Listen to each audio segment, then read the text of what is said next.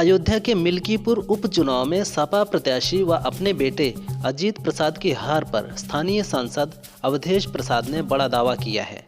अवधेश प्रसाद ने कहा, वहां एसडीएम खुद वोट दे रहा था, यह नंगा नाच चल रहा था।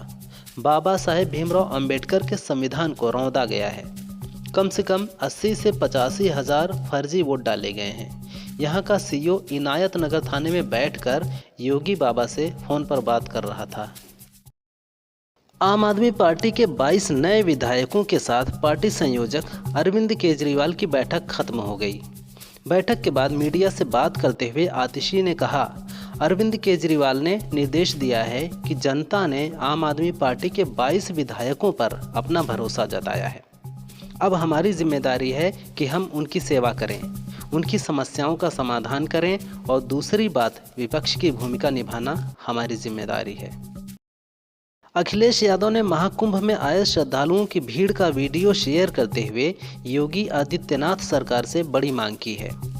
अखिलेश ने एक्स पर लिखा, महाकुंभ में फंसे करोड़ों श्रद्धालुओं के लिए तुरंत आपातकालीन व्यवस्था की जाए।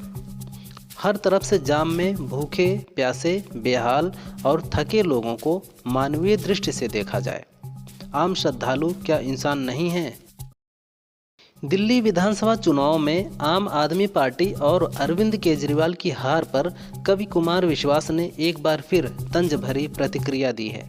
उन्होंने केजरीवाल का नाम लिए बिना उनकी तुलना दुर्योधन से करते हुए कहा, महाभारत पढ़ो क्योंकि इससे जीवन में दिशा मिलती है।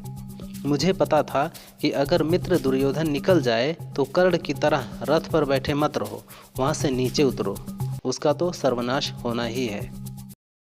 दिल्ली विधानसभा चुनाव में कांग्रेस के खराब प्रदर्शन पर कल की धाम के पीठाधीश्वर आचार्य प्रमोद कृष्णम ने प्रतिक्रिया दी है। प्रमोद कृष्णम ने कहा, कांग्रेस की सबसे बड़ी समस्या राहुल गांधी हैं। जब तक राहुल गांधी हैं, कांग्रेस का कोई भविष्य नहीं है। राहुल गांधी को कांग्रेस से हटाया नहीं जा सकता है। राहुल गांधी के अपरिपक्व नेतृत्व के कारण कांग्रेस को विनाश का सामना करना पड़ रहा है। दिल्ली विधानसभा चुनाव में इस बार 699 प्रत्याशियों ने अपनी किस्मत आजमाई थी, लेकिन इनमें से 80% कैंडिडेट्स अपनी जमानत भी नहीं बचा पाए। चौंकाने वाली बात यह है कि कांग्रेस के सिर्फ 3 कैंडिडेट्स अपनी जमानत बचा पाए। अन्य सभी 67 प्रत्याशियों को इतने वोट भी नहीं मिले कि उनकी जमानत बच जाए। आम आदमी पार्टी, बीजेपी, जेडीयू और एलजेपी के सभी प्रत्याशी अपनी जमानत बचाने में कामयाब रहे। दिल्ली विधानसभा चुनाव के रिजल्ट पर यूपी के मंत्री अनिल कुमार ने प्रतिक्रिया दी है।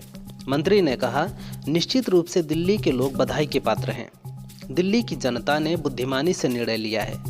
पिछले 10 वर्षों में दिल्ली उसी स्थिति में बनी हुई है जो एक दशक पहले थी। कोई महत्वपूर्ण विकास कार्य नहीं हुआ है। आपने केवल झूठे दावे और मुफ्त रेवड़ी बांटने पर ध्यान केंद्रित किया है। प्रयागराज महाकुंभ में 12 फरवरी को होने वाले पूर्णिमा के स्नान के लिए श्रद्धालुओं का आगमन जारी है। भारी भीड़ के कारण कल प्रयागराज संगम रेलवे स्टेशन बंद कर दिया गया। भीड़ के कारण स्टेशन को पूर्णिमा तक बंद किया जा सकता है। बता दें कि यह स्टेशन मेला क्षेत्र से 1 किलोमीटर की दूरी पर है। इसके अलावा कुंभ से करीब 8 किलोमीटर की दूरी पर दारागंज स्टेशन को क्राउड कंट्रोल के लिए पहले ही बंद किया जा चुका है। मणिपुर के मुख्यमंत्री बीरेन सिंह ने राज्यपाल से मिलकर इस्तीफा दे दिया है। बीरेन सिंह कल रविवार को केंद्रीय गृह मंत्री अमित शाह से मिलने पहुंचे थे। मणिपुर में लगातार हो रही हिंसा के बाद बीरेन सिंह पर इस्तीफे का दबाव बढ़ गया था।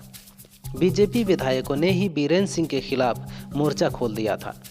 राज्य में कुकी और मैतेई समुदाय के बीच 21 महीनों से हिंसक झड़पें हो रही हैं, जिनमें कई लोगों की जान चली गई है।